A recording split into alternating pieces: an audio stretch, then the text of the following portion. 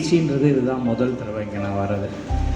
அருட்பெரும் ஜோதி அப்படின்ற வார்த்தைக்கு எப்படி நம்ம உண்மையான அர்த்தங்கள் தேடணுன்றது என்னோட ஒரு ஆவலாக இருந்தது. இதில் ஃபேஸ்புக்கில் பார்க்கும்போது உள் ஒளி தியானம் அப்படின்னா ஏதோ ஒரு ரூம்குள்ளே நம்ம சத்தியஞான சபையில் பார்த்த மாதிரியான ஒளி வச்சு அதை பற்றி ஒரு தியானமாக இருக்கும்னு தான் நான் நினச்சேன். ஆனால் இங்கே வந்ததுக்கப்புறம் தான் நான் நினைக்கிறது வேறு. இங்கே அதாவது பெருமாள் வள்ளலார் ஐயா சொல்லி கொடுத்துட்டு போகிறது வேறு அப்படின்றத நான் புரிஞ்சுக்கிட்டேன் முதல்ல.